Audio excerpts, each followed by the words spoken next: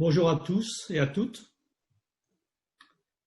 Le collège, Nathalie Andrews et moi-même, nous sommes heureux de vous accueillir à cette visioconférence pour la seconde réunion nationale de notre association Le Choix, citoyens pour une mort choisie. Bien sûr, nous aurions préféré vous inviter dans l'amphithéâtre Furet de l'École des hautes études en sciences sociales, comme nous l'avions prévu déjà le 7 mars. Hélas, le Covid est passé par là. Nous avons dû annuler cette réunion et là, pour le 14, nous espérions pouvoir la réaliser. Malheureusement, les faits en ont décidé autrement. Pour commencer, je me présente. Je suis Denis Labelle, médecin hospitalier. J'étais chef de service à l'hôpital sud-francilien pendant 25 ans. Je suis également écrivain. J'ai écrit une vingtaine de livres, dont Pitié pour les hommes, que certains ont lus. Et puis, je me bats depuis 22 ans pour qu'enfin arrive en France une loi humaine de liberté pour que chacun puisse choisir sa fin de vie. J'ai été à l'origine de la pétition des 2000 soignants qui ont affirmé avoir aidé les patients à mourir. Il y a un an, on m'a proposé de prendre le poste de coprésident de cette association, Le Choix, poste que j'ai accepté sans très bien savoir ce que cela représentait comme travail. C'est énorme. Je crois que je travaille à temps plein. Heureusement, je collabore parfaitement avec la coprésidente, Nathalie Andrews, qui va se présenter. Nathalie. Merci Denis. Bonjour à toutes et tous. À mon tour, je me présente. Convaincue dès mon adolescence que chacun devrait pouvoir choisir sa fin de vie, mon vécu personnel au fil du temps n'a fait que renforcer cette conviction. Je m'investis depuis de nombreuses années dans l'associatif et été administratrice à l'ADMD Belgique durant 15 ans. Depuis 6 mois, au collège, nous fonctionnons avec une équipe soudée. La crise sanitaire que nous subissons tous a empêché d'organiser autant de rencontres que souhaité avec les équipes régionales existantes ou en cours de formation. Malgré ce contexte difficile, les représentations se développent et ne ménagent pas leur peine pour diffuser l'information en participant à diverses activités et en gardant le contact avec leurs membres. Nous profitons d'ailleurs de cette rencontre pour remercier les femmes et les hommes qui s'impliquent et rappelons que plus nous serons nombreux à agir et plus nous aurons une chance de voir enfin voter la loi que nous attendons tous depuis des années. N'est-ce pas, Denis? Absolument. Et pour cela, il faut agir. J'ai accepté d'entrer au choix pour cette raison. Agir ensemble. Et du reste, nous avons beaucoup de projets pour cela. Nous avons commencé par reprendre des contacts avec les autres associations, avec Ultime Liberté, Mort Sereine, et il y a un an, nous avons fait un appel commun au moment du début de la pandémie. Depuis 6 mois, l'équipe du collège a repris l'ensemble des textes qu'il y avait sur le site, les a modernisés, complétés, et je vous encourage vraiment à aller voir, à aller vous promener dans tous ces documents que nous avons faits, qui sont les plus simples et les plus précis possibles. Ils vous renseigneront et vous aideront à réfléchir sur le problème de la fin de vie. Je vous encourage en particulier à voir les directives anticipées, qui sont, je crois, les plus audacieuses qui ont été écrites en France, puisque nous nous mettons dans le cas où la loi serait déjà passée. En dehors de cela, nous avons écrit des articles dans la presse, en Libération, un dans Le Monde qui va paraître bientôt. Nous avons participé à des débats, pas assez, à cause du Covid. Nous avons été obligés d'annuler certains débats. Récemment, nous avons participé à Humaformat. Nous avons rencontré un certain nombre de personnalités, et en particulier, je citerai la présidence des mutualités françaises, qui a pris une position très audacieuse, très conforme à ce que nous souhaitons. Nathalie, je te laisse. Oui. Nous avons effectivement envoyé tous les 15 jours une lettre aux membres pour les informer de notre vie associative, des actions d'entreprise et des événements nationaux et internationaux. Par exemple, la dernière lettre vous annonçait un fait passé sous silence par la presse, le vote à une large majorité de la population sur un référendum qui a eu lieu en Nouvelle-Zélande et traitant de l'euthanasie. Dans la presse nationale, pas un mot de cette nouvelle fondamentale. Par ailleurs, toujours dans le domaine de nos actions, nous avons soutenu le combat de M. Alain Koch et avons enregistré des témoignages dont certains sont déjà disponibles sur notre site, texte ou vidéo, sur Facebook et sur notre chaîne YouTube. Entre autres témoignages, celui d'une femme formidable que j'ai eu la chance de connaître, Elisabeth Abelin-Norel, qui est morte sereinement en Suisse et avait, comme d'autres, écrit à l'Élysée pour s'étonner que le pays des droits de l'homme n'ait toujours pas une loi sur la fin de vie digne de ce nom. La réponse tardive de l'Élysée à cette dame a été l'envoi de 2 assistants sociaux, proposant leur aide et demandant si elle ne souffrait pas de solitude. Nous nous sommes nous-mêmes adressés au président de la République. La réponse reçue de la présidence a été fuyante, comme vous pouvez l'imaginer. Au moins, maintenant le choix est connu à l'Élysée. À titre personnel, j'attends toujours une réponse de mon courrier du début août à M. Macron. Venons-en maintenant à notre réunion nationale. Normalement, initialement, c'était prévu en 2 parties. Une réunion extraordinaire pour évoquer nos nouveaux statuts, beaucoup plus démocratiques que ce qu'il y avait avant. Nous voulions également qu'il y ait un débat avec les adhérents et un vote.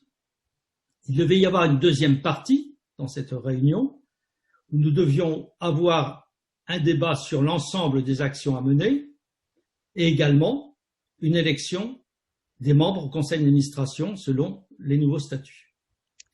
Malheureusement, la situation est un peu différente. Néanmoins, ce programme reste réel. C'est-à-dire que nous allons l'étaler dans le temps, faire dans un premier temps, nous avons fait ce vote pour les statuts et nous ferons dans un deuxième temps le vote pour le conseil d'administration. Ce qui reste aujourd'hui et de façon importante, c'est que nos conférenciers sont toujours là. Voilà, la réalité a été tout autre que ce que nous avions prévu. Nous nous retrouvons loin de vous, derrière un écran. Dans ces conditions, il n'est pas facile d'avoir un échange en direct, des discussions amicales de personne à personne, éventuellement une pause café.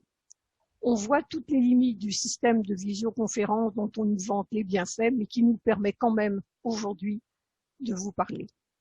Néanmoins, vous pourrez nous poser des questions ainsi qu'à nos conférenciers.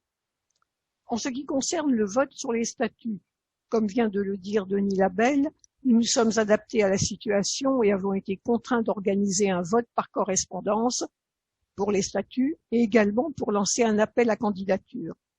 Il en sera de même pour un second vote par candidature dans les semaines à venir pour élire le nouveau conseil d'administration. En ce qui concerne les statuts, vous avez reçu et vous avez voté. Nous avons envoyé 920 enveloppes pour proposer aux gens de voter. Les enveloppes contenaient un texte que vous avez pu lire en détail. Et nous avons reçu 493 réponses, ce qui fait un pourcentage de plus de 50%, ce qui est vraiment très honorable, plus qu'honorable. Le dépouillement a eu lieu chez une adhérente militante, Nicole Nicolae, qui a eu la gentillesse de nous accueillir pour le dépouillement. Elle avait tout classé, elle a fait un très beau travail. Et ce dépouillement s'est fait donc par 4 personnes en présence de 4 autres qui suivaient le dépouillement sur Skype. Nous avons voulu absolument la transparence absolue afin que ces résultats représentent vraiment la volonté de nos adhérents. Ces nouveaux statuts ont des points forts. Mandat de 2 ans, des candidatures individuelles, pas de liste préétablie, un conseil d'administration ouvert, pas de bureau, mais une équipe de 11 membres travaillant ensemble avec une juste répartition des tâches. Sans oublier que rien n'est figé et qu'il sera possible de modifier les statuts qui viennent d'être votés si cela devenait nécessaire pour le bon fonctionnement ultérieur du choix. Notre trésorier, Christian Gachet, nous a transmis l'état de nos finances. Nous vous rappelons que nous travaillons dans une parfaite transparence avec une commission où 2 adhérents sont chargés de suivre les comptes en permanence qui seront eux-mêmes vérifiés par un contrôleur aux comptes. Nous ne sommes pas très fortunés. Nous sommes une jeune association. La réserve financière actuelle est de 20 000 €, ce qui fait environ 20 € par adhérent. Si l'on additionne l'argent des cotisations et des dons, cela nous permet pour l'instant de répondre aux besoins de l'association. Mais l'argent file vite. À titre d'exemple, le vote récent des statuts a coûté 2 500 € et le second vote en prévision de l'élection des membres du conseil d'administration, qui se fera donc prochainement, coûtera également 2 500 €. Pour nous, il est urgent de renforcer l'autonomie financière des régions. Des sous-comptes régionaux sont ou vont être ouverts, en particulier parce que nous avons beaucoup de projets pour l'avenir, n'est-ce pas, Denis? Absolument. D'abord, je vous donne les résultats des statuts. Tout à fait. Sur 493 votants, il y a eu 468 oui, 5 non, 10 abstentions et 10 bulletins nuls. Donc nous allons passer à l'étape suivante qui sera d'élire le conseil d'administration et surtout d'engager des actions. Pour nous, c'est un projet essentiel. L'objectif d'une association n'est pas seulement de faire des adhérents, mais surtout de faire quelque chose, de faire bouger la loi. Nous avons beaucoup de projets. Je vous en cite très rapidement quelques-uns. Nous pensons mettre en place, et je ne vous en dis pas plus, vous allez en savoir très rapidement dans la lettre que vous recevrez prochainement, mettre en place une pétition nouvelle, avec un texte nouveau. Nous pensons ensuite faire des enregistrements, des témoignages, car ça nous semble très important que ceux qui ont vécu des histoires douloureuses, pénibles, et on entend de plus en plus ces histoires-là, à quelque niveau que ce soit, puissent s'exprimer, et nous mettrons ces témoignages sur le site. Enfin, nous souhaitons engager une action juridique, peut-être, que nous sommes à l'étude pour l'instant. Nous aimerions saisir le Conseil constitutionnel, comme cela s'est fait en Allemagne, comme cela s'est fait en Italie, pour qu'il se prononce sur ce que c'est que la liberté de choisir sa fin de vie. Nathalie, je te laisse la parole. Oui. Notre combat commun gagne du terrain à l'étranger, Allemagne, Italie, Nouvelle-Zélande. C'est encourageant et cela confirme que nous ne sommes pas qu'une minorité dans le monde à nous inquiéter de bien mourir. Des associations se battent depuis des décennies au Royaume-Uni, en Écosse, pour que le suicide assisté y devienne légal. Nos amis canadiens, depuis plusieurs années, ont une loi qui va prochainement être améliorée. L'Italie bouge également. La Colombie a légiféré sur l'euthanasie en 2015. Le Portugal, à son tour, semble se diriger vers un vote. En 2014, nos voisins belges ont voté une extension de leur loi aux mineurs. En février de cette année, en Allemagne, la Cour constitutionnelle a invalidé non seulement l'interdiction au suicide, mais a contraint purement et simplement le Parlement allemand à donner à chaque personne les moyens de se suicider, que celle-ci souffre ou non d'une maladie incurable. Reste à voir ce qu'il en sera en pratique. En Australie, l'État de Victoria a aussi légiféré il y a quelque temps sur le suicide assisté. Et l'État de Tasmanie vient juste de présenter un projet de loi. En février, les députés espagnols ont donné le feu vert pour lancer un examen de la proposition de loi reconnaissant le droit à l'euthanasie. Et nous, Français, où en sommes-nous à ce jour? Pour lancer tous ces projets et pour agir, nous avons besoin de volontaires, nous avons besoin de vous. Ne l'oublions pas, une association ne peut se développer et perdurer que grâce à la motivation de ses membres. Maintenant, nous disposons, Dr Labelle et moi-même, de 15 à 20 minutes pour répondre à vos questions, avant de passer la parole à nos 2 conférenciers, le professeur François Damas, qui partagera avec nous sa réflexion sur la fin de vie, recherche d'une dernière alliance, puis répondra à vos questions depuis la Belgique, suivi du docteur Erika Breisig, présidente de l'association Life Circle Eternal Spirit, qui abordera le sujet du désir de mourir et dépression, avant de répondre également aux réponses reçues. Merci de votre attention. Alors, nous avons effectivement plusieurs questions. La première concerne le rôle de l'association vis-à-vis des usagers. Est-ce que nous avons le projet de représenter les usagers auprès des structures médicales hospitalières? Et en particulier, est-ce que nous serions prêtes à être adhérentes en tant qu'association de France Asso Santé? Bien, il n'y a pas de raison pour que le choix refuse d'être présent au niveau des conseils des usagers, mais tous les conseils d'administration des établissements concernés n'acceptent pas forcément les associations qui traitent de ce sujet de la fin de vie. En ce qui concerne le fait d'adhérer à cette association France Asso, pour nous, il n'y a aucun problème. Mais nous avons eu 6 mois très chargés et nous n'avons évidemment pas pu tout faire en si peu de temps. Mais nous allons noter et y penser. Alors, une autre question concerne la position de l'association par rapport aux malades atteints d'un état végétatif chronique. Est-ce que nous les considérons comme étant en fin de vie?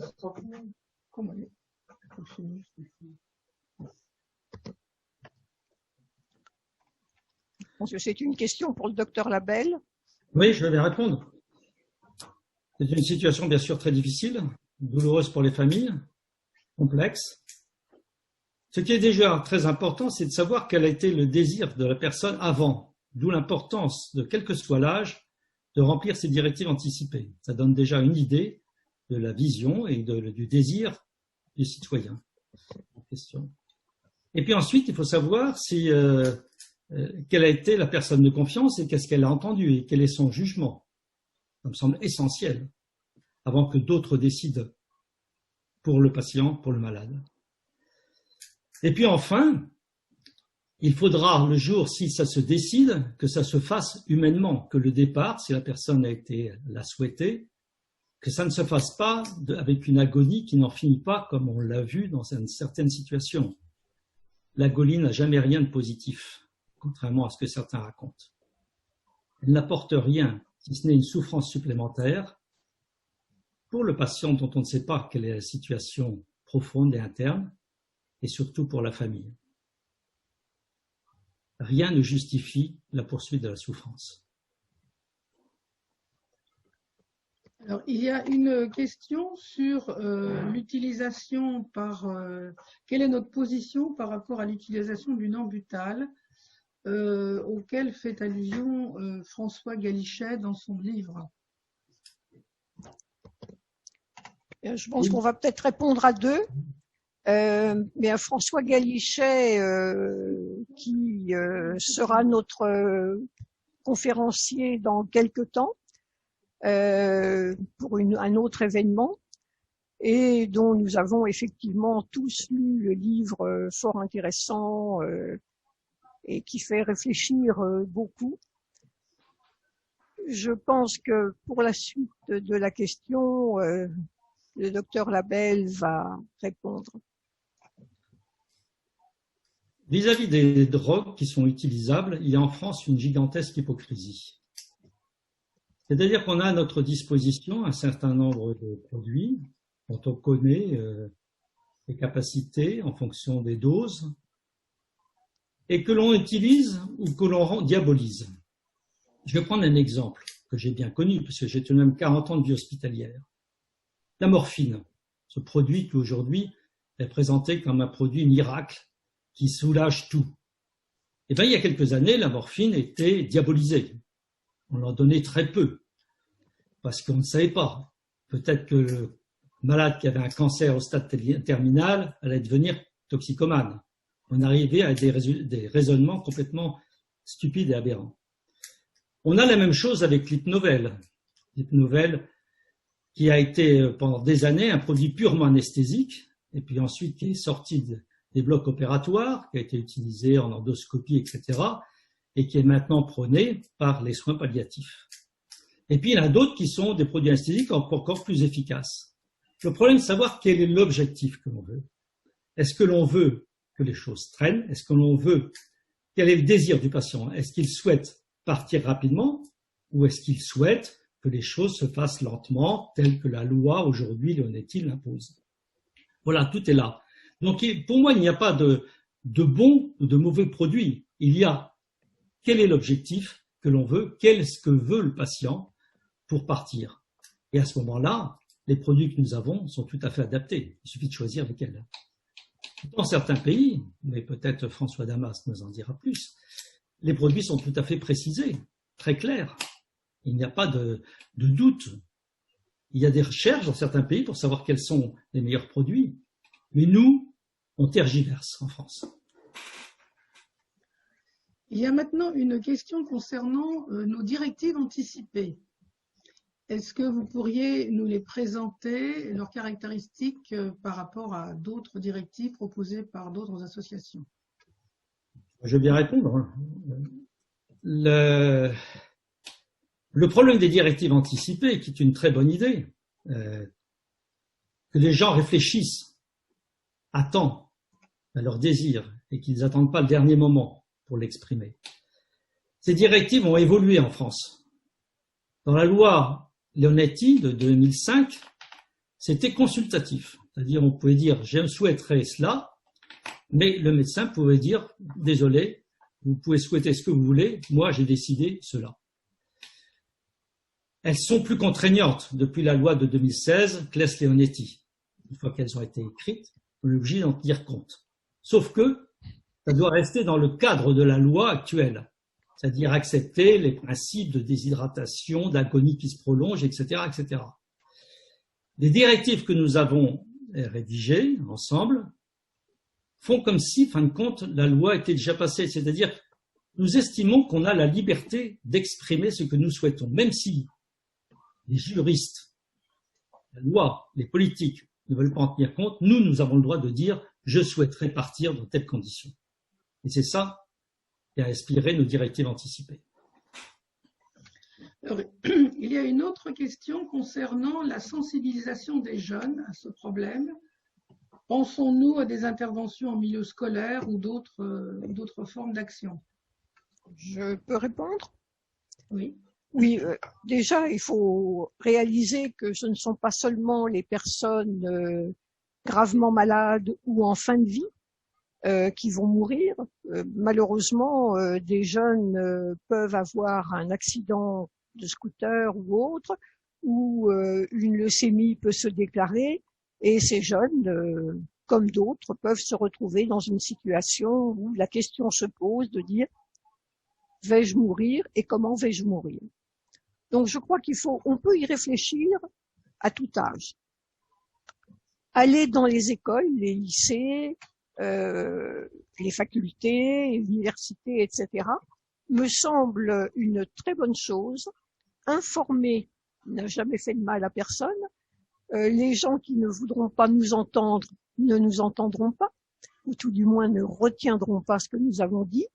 Mais parfois, on sème une petite graine qui un jour ou l'autre va éclore et sera utile à la personne. Donc oui, je suis tout à fait pour que le choix lance les actions dans les établissements scolaires, comme je trouve qu'il serait bien aussi que le choix, de temps à autre, soit invité dans les EHPAD ou autres maisons de retraite pour informer les gens, informer le personnel soignant également sur ce qui existe et sur ce qui pourrait exister si une loi était votée. Alors, il y a maintenant une question d'intérêt pour le recours auprès du Conseil constitutionnel. Je voudrais en savoir un peu plus. Alors là, c'est une question pour Denis. Ça serait une question pour un juriste. Nous sommes seulement en train d'étudier la situation. Ce n'est pas simple, puisqu'il faut théoriquement saisir le Conseil constitutionnel à propos d'un cas particulier. Et que c'est à partir de là qu'il peut y avoir un avis du Conseil constitutionnel. Mais ça se prépare, c'est évident que ça se prépare. Pour Madame Ablin, on aurait peut-être pu intervenir à ce moment-là. Pour Monsieur Coq aussi, pareil. Enfin bref, il peut y avoir des circonstances où il faut saisir le Conseil constitutionnel. Je crois que c'est ce qui s'est passé en Allemagne et ce qui s'est passé en Italie. Et à ce moment-là, il est obligé de répondre. Alors, la question de la sensibilisation des jeunes intéresse, puisque j'ai une autre question auprès d'un professeur qui souhaiterait travailler sur ce sujet de l'euthanasie et rédiger un texte de vulgarisation sur un questionnement éthique qui nous parlerait de liberté. Ça me semble une excellente idée de la part de ce professeur. Je lui suggère qu'il nous contacte par courriel à l'adresse du choix et que l'on en discute et qu'il puisse effectivement réaliser ce travail. Alors, il y a également une question concernant le nombre d'adhérents. Effectivement, nous avons cité 1000 adhérents. Il y a peut-être à réexpliquer la différence entre adhérents et membres de l'association. Denis, tu veux? Oui, tout à fait levé la main tout à l'heure pour rajouter quelque chose concernant la question précédente. Je pense que nous sommes dans une société où la mort est taboue. Les enfants en parlent jusqu'à l'âge de 5 ans. Après, ils n'en parlent plus. Les adolescents n'en parlent pas. Les étudiants, pas du tout. Vous faites médecine, on n'en parle pas. Et même au cours de l'expérience de la vie médicale, on exerce en permanence un travail, un métier qui est confronté à la souffrance, qui est confronté à la mort. Et entre médecins, ce n'est pas un sujet. C'est tout de même stupéfiant de voir que ce phénomène qui est le plus général de l'univers est le plus tabou. Donc à chaque fois que l'on peut parler de ce sujet, quel que soit l'âge, il faut en parler. Moi, je suis toujours stupéfait quand je vais dans des lycées, ça m'est arrivé, pour parler d'autres sujets, par exemple, j'ai fait un livre sur les maisons de retraite, de la maturité de ces jeunes sur des sujets que l'on croit ne pas être de leur monde. Eh bien si on pousse un petit peu la réflexion, on s'aperçoit qu'ils sont tout à fait ouverts à la discussion et tout à fait prêts à entendre un message. Malheureusement, on ne leur en parle pas. Voilà. Et ça peut être à la fois chez les plus jeunes et à la fois chez les plus vieux dans les EHPAD. Je pense qu'il faut absolument s'engager dans un processus de dialogue, d'enseignement, de réflexion et de partage. Concernant la question... excuse-moi, oui, j'ai pas répondu. Concernant la confusion ou non, la non-différenciation entre membres et adhérents, je pense qu'il faudrait repréciser la différence que nous faisons. Nathalie, tu peux... Bon, les membres, ce sont des personnes qui soutiennent l'action, qui s'informent auprès de l'association et qui représentent plus de 8000 personnes. Les membres, ce sont les personnes qui ont choisi de payer une cotisation. Voilà, et ce sont les adhérents. Voilà, et là, nous arrivons à peu près à 1000 adhérents ces jours-ci. Alors, il y a aussi plusieurs questions concernant nos relations avec l'ADMD. Denis? Alors, je crois que beaucoup de gens qui adhèrent au choix ou qui ont adhéré au choix ont connu l'ADMD. Moi-même, j'ai adhéré à l'ADMD. Alors, pourquoi, en fin de compte, quitter l'ADMD et aller créer une autre association, participer à une autre association? Je dois dire que mon expérience à l'ADMD, comme beaucoup de ceux qui sont au choix ou qui sont aussi à Ultime Liberté, est liée à 2 éléments importants qui sont à la fois internes et externes. Interne, je dirais que l'organisation de l'ADMD ne correspond pas à mon idéal de fonctionnement démocratique. Je ne crois pas à l'efficacité absolue du chef et de la hiérarchie pyramidale. Je crois beaucoup au travail collectif, au plaisir du travail collectif. Moi, c'est ça qui m'intéresse, c'est de travailler dans une équipe où on se partage les tâches et on avance ensemble. Ça, c'est le premier point, le point interne. Le deuxième point, qui est le point externe, qui est celui des actions. Et là, j'ai été personnellement très déçu, puisque nous avions lancé une action extrêmement importante à la DND, avec Claire Féqueté et Claudine Lasselle, action qui n'a pas été du tout soutenue par la direction de la DND. Et on nous a fait comprendre que ça ne l'intéressait pas. Voilà. Et moi, j'estime qu'une association, c'est fait pour un objectif. Et au jour où l'objectif est atteint, eh bien, l'association peut disparaître. Moi, je ne vais pas vivre éternellement si la loi passe. Ce qui m'intéresse, c'est que la loi passe. Et donc, il faut agir. Il faut agir, il faut se bouger. Et surtout quand on a les moyens, on devrait faire beaucoup de choses. Donc voilà, nous sommes des petits, association Le Choix, avec l'intention de devenir des grands, parce que nous avons l'intention d'agir. Bien, alors justement, au niveau de l'action, on me pose une question concernant nos actions, notre démarche en direction du corps médical, pour que ce corps médical modifie sa position vis-à-vis de la fin de vie. Alors, je vais dire 2 mots et passer la parole à Denis. Nous avons parmi nos membres ou adhérents des médecins. Nous en avons certains qui nous ont déjà dit qu'ils étaient prêts à s'engager pour travailler avec nous sur le plan, justement, sur le terrain médical. Et ça, je pense que c'est indispensable. Avoir des soignants parmi nous, des soignants qui agissent, c'est essentiel dans une association. Et à titre personnel, et je pense que les autres membres du collège partagent cette idée, si un jour nous avons notre loi en France, il me semble indispensable que l'association organise des formations aux questions de fin de vie pour le personnel médical, comme cela se fait depuis des années en Belgique, et comme François Damas nous en dira peut-être 2 mots tout à l'heure. Oui, moi je voudrais dire, en ce qui concerne les médecins,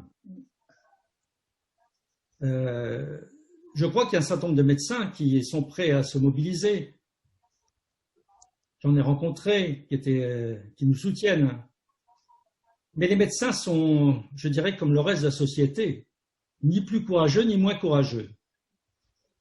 Et si les médecins peuvent agir, intervenir, ils n'interviendront vraiment bien que lorsqu'ils n'auront plus d'épée de Damoclès sur la tête et l'épée juridique. Le jour où la loi passera, je suis sûr que 6 mois après, il n'y aura plus de problème au niveau médical. C'est un problème avant tout juridique et politique, et c'est aux politiques de prendre leur position, leur décision. Donc, il faut mobiliser les médecins, il faut les sensibiliser, mais pas seulement les médecins, les infirmières, tout le monde soignant, c'est exact, mais ça ne sera pas suffisant. Ça ne sera pas suffisant. Rappelons-nous tout de même que la loi sur l'interruption volontaire de grossesse n'est passée que parce qu'un président de la République l'a décidé et a transmis le flambeau à sa ministre de la Santé. Sans ces 2 personnages-là, la loi ne serait pas passée. Et ça a changé considérablement l'attitude au niveau hospitalier. Donc, d'accord, il faut mobiliser les médecins, mais il faut aussi mobiliser en premier les politiques. Alors peut-être une dernière question avant de passer la parole à François Damas. Concernant l'actualité sur le Covid et les rumeurs qui se propagent dans les médias concernant le tri des malades dans les hôpitaux, quelqu'un se demande si ce n'est pas une forme d'euthanasie que la mise en place de ces comités de triage au sein des hôpitaux. Alors, je peux peut-être aussi donner une réponse. Oui. Nous avons publié un article dans Libération sur ce sujet, car il faut tout de même reconnaître, comme je disais tout à l'heure en ce qui concernait les médicaments qui étaient à notre disposition, on est dans une gigantesque hypocrisie. On reconnaît que la situation sanitaire est complexe, on reconnaît qu'un certain nombre de patients âgés ne peuvent pas ou être difficilement pris en charge en réanimation lorsqu'on est au sommet du pic de la pandémie. Et en même temps, il y a un décret ministériel qui sort le 22 mars dernier, si je me souviens bien de la date, qui dit que l'on peut vendre en ville le Rivotril intraveineux, sans dire exactement, mais tout le monde sait pourquoi, ce produit qui est complètement contre-indiqué en cas d'insuffisance respiratoire, en fait, est destiné à permettre aux gens qui ne peuvent pas être pris en charge à l'hôpital pour des raisons X, des raisons de possibilité ou de gravité, de ne pas mourir dans des conditions d'asphyxie terribles. Donc, en fait, c'est une reconnaissance officielle de l'aide médicale à mourir qu'on ne veut pas reconnaître de façon légale. Et c'est un décret qui a été renouvelé, là, récemment, pour cette même raison. Et je dirais que c'est une raison humaine. Voilà ce qu'on peut dire sur le Covid. En fait, le Covid nous révèle les limites de la législation actuelle. Alors, il y a une dernière question peut-être intéressante, c'est comment le choix peut-il se mobiliser avec d'autres associations et des personnalités pour essayer de faire bouger les lignes au niveau de la loi sur la fin de vie? Oui, il me semble qu'il est essentiel que nous puissions effectivement travailler avec d'autres associations. Tout à l'heure, nous avons évoqué Ultime Liberté, avec qui des contacts existent.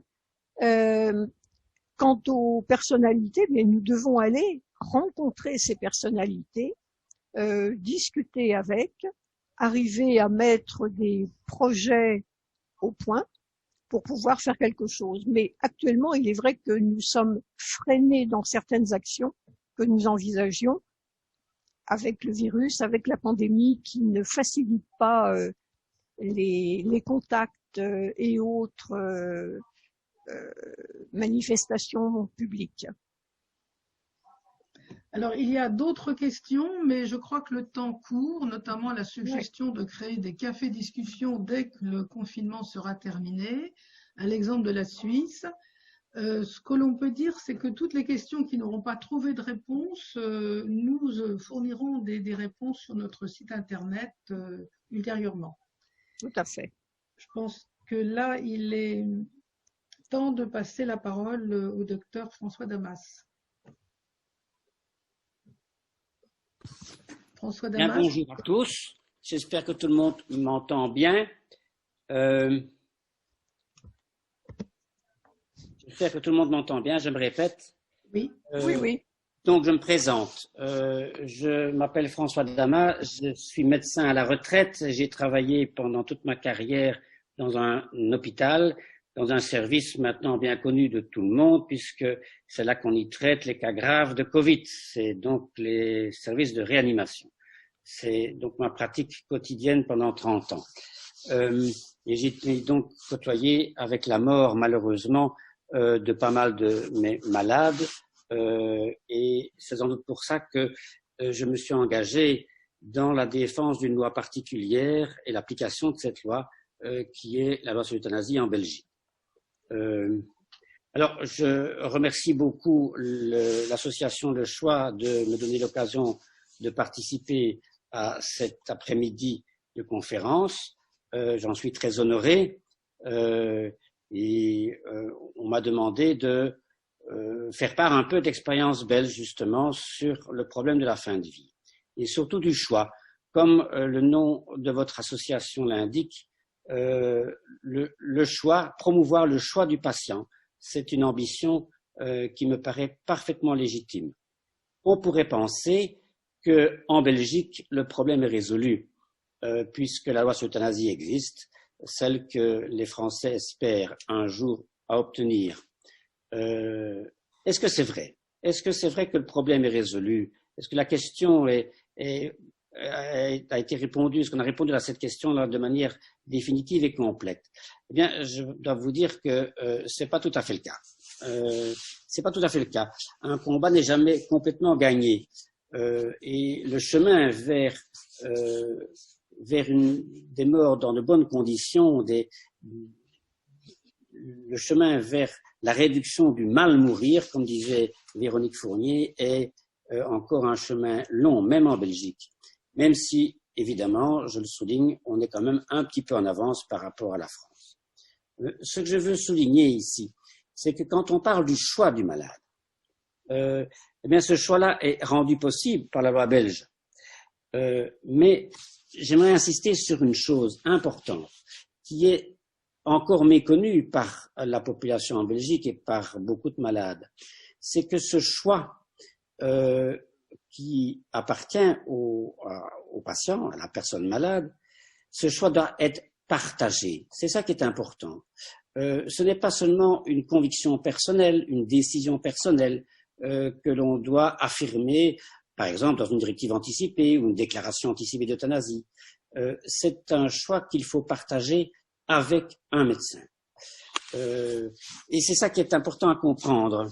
Et c'est pour ça que la relation médecin-malade reste primordiale jusqu'à la fin, y compris dans une procédure qui implique un jour l'acte d'euthanasie. Et j'aime bien insister sur ce fait-là. Certaines personnes pensent que c'est à elles à choisir et que, comme la loi leur donne la possibilité, elles n'ont qu'à dire « je veux être euthanasié » terminé. C'est pas ça, c'est pas du tout ça le cas. Là, en Belgique, la loi dit que on peut demander, on a le droit de demander une euthanasie, mais on n'a pas le droit à l'euthanasie. C'est pas un droit créance, comme on dit. Il faut que la personne qui souhaite être euthanasiée fasse un vrai travail de conviction vis-à-vis du médecin à qui elle s'adresse. En fait, son choix, comme je le disais, doit être partagé par le docteur qui doit assumer in fine le geste. Effectivement, ce que le malade demande, c'est une aide médicale à mourir. J'aime bien cette façon dont les Canadiens ont rédigé leur loi. Les Canadiens ne parlent pas d'euthanasie ni de suicide assisté, ils parlent d'aide médicale à mourir. Si la loi en France devait peut-être un jour être promulguée, j'espère qu'ils suivront l'exemple canadien. Enfin, c'est mon idée personnelle.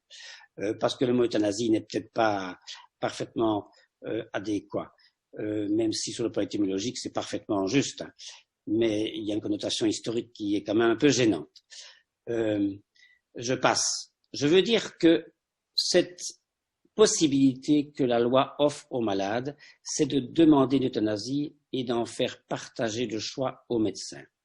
Il faut que les conditions, qu'il y ait des conditions remplies pour que cet acte potentiel ne soit pas répréhensible, ne donne pas lieu à des poursuites judiciaires, puisque, comme certains d'entre vous le savez sans doute, il y a eu en janvier 2020, en janvier de cette année-ci, il y a eu un procès en cour d'assises en Belgique pour justement un acte d'euthanasie qui avait été jugé par les témoins familiaux comme inadéquat ou non pertinent ou en tout cas ne respectant pas la loi. Et donc, comme les conditions soupçonnées telles n'avaient pas été respectées, eh bien, l'acte d'euthanasie devient un assassinat potentiellement.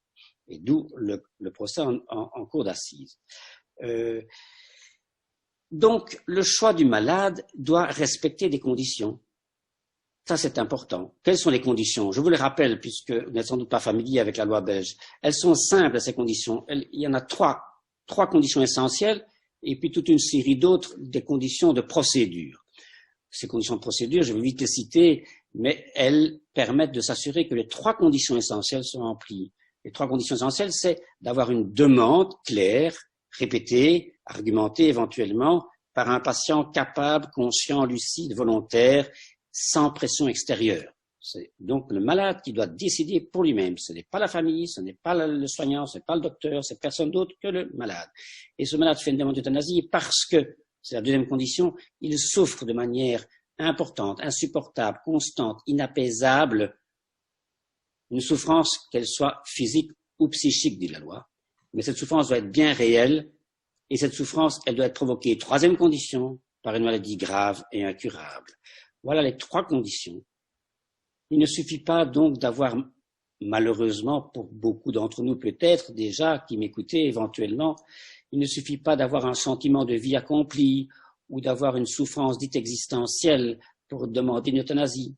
Il faut une souffrance, mais provoquée par une maladie grave et incurable. Je peux revenir dans les discussions sur cette notion de maladie grave et incurable, si vous le voulez. Il y a ensuite toute une série de conditions de forme et de procédure.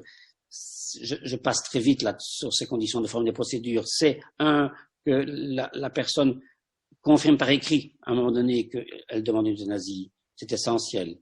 2, il faut que le médecin confronté à cette demande à un confrère de venir examiner et s'entretenir avec la patiente pour voir si les 3 conditions essentielles sont bien remplies. Il faut que l'équipe soignante soit informée. Il faut que la famille, à moins que le patient s'y oppose, la famille soit aussi prévenue et puisse se positionner correctement dans cette procédure qui aboutira à un geste euthanasique. Voilà les conditions de forme et de procédure essentielles.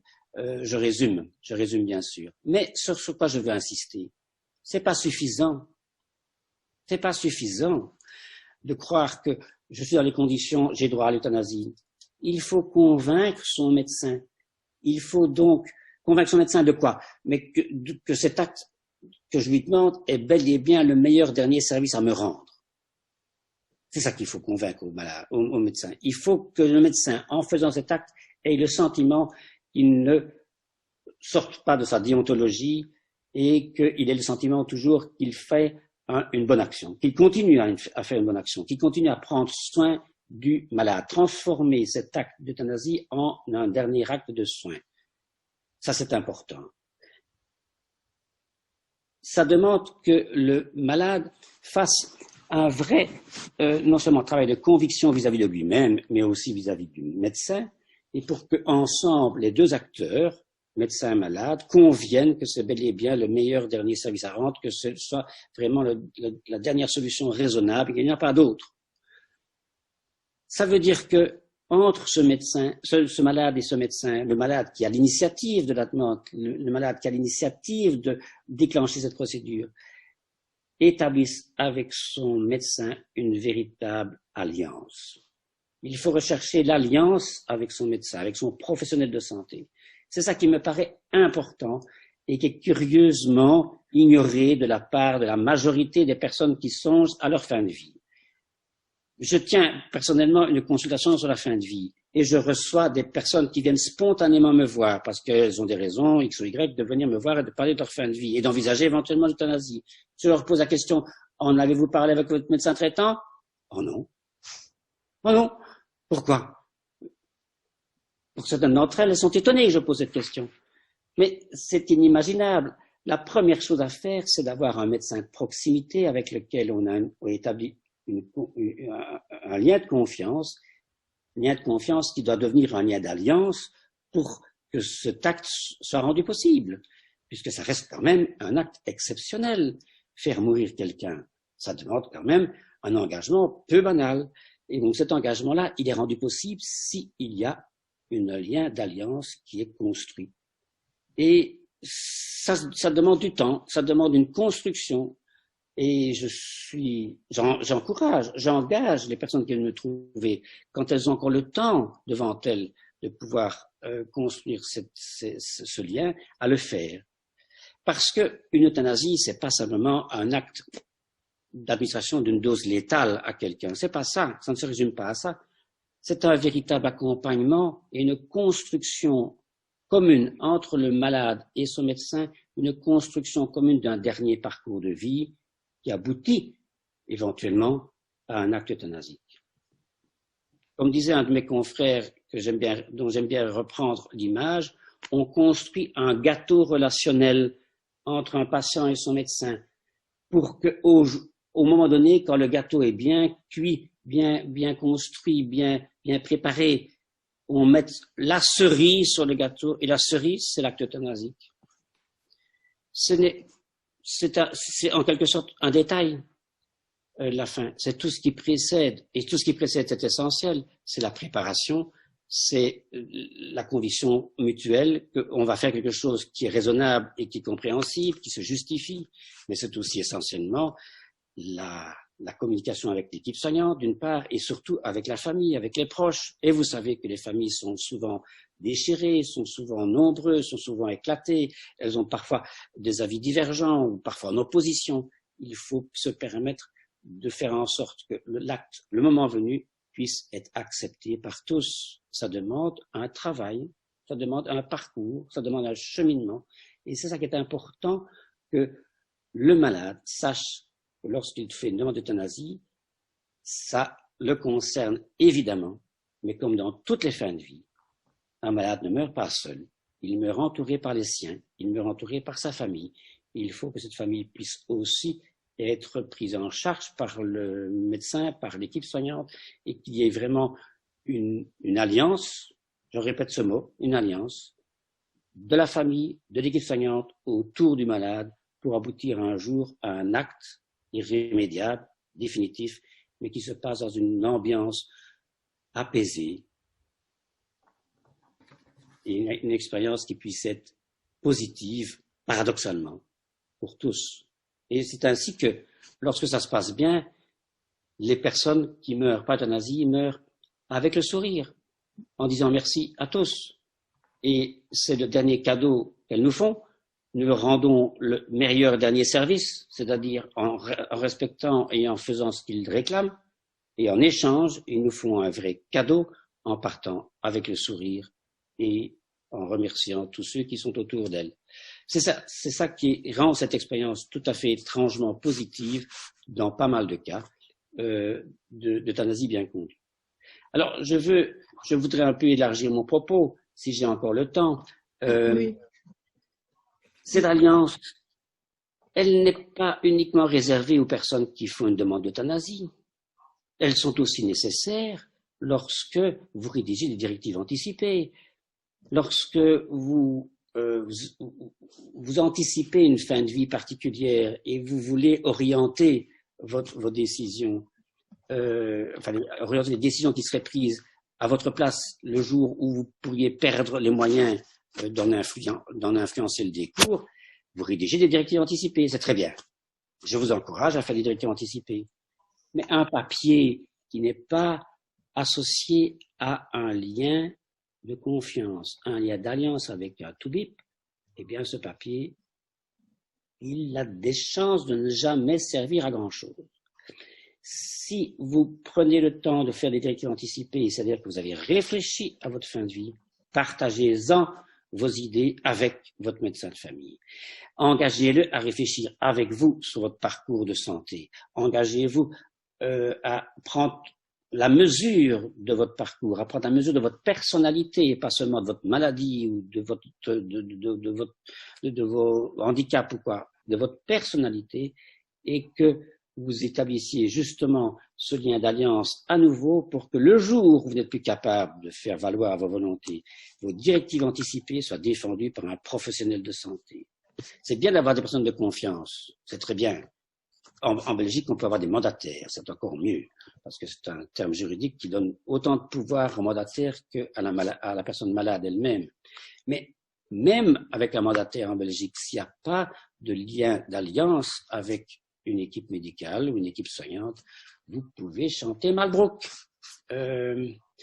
Et je dirais même que lorsqu'on désigne une personne de confiance, en Belgique, lorsqu'on désigne un mandataire de santé, il faut lui dire que sa tâche, le jour venu, si ça vient un jour, c'est d'établir justement ce lien d'alliance avec l'équipe soignante qui vous a en charge pour qu'il n'y ait pas une guerre d'opposition entre des équipes qui prônent ceci et des mandataires ou des personnes de confiance qui prônent cela. Je songe particulièrement, par exemple, à la situation commune des personnes atteintes de la maladie d'Alzheimer et qui sont en dégénérescence neurocognitive et qui ne sont plus évidemment capables de donner leur avis ou d'influencer les décisions qui les concernent.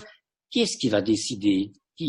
Des soignants qui sont en charge habituellement au quotidien de ces malades qui sont dans des EHPAD ou chez nous en Belgique dans des maisons de repos, ce qu'on appelle dans des services qu'on appelle les fameux camps en tout, qui sont vraiment des locaux qui sont sécurisés et dans lesquels les familles vont encore régulièrement, mais avec souvent des pieds de plomb puisque les malades ne les reconnaissent plus.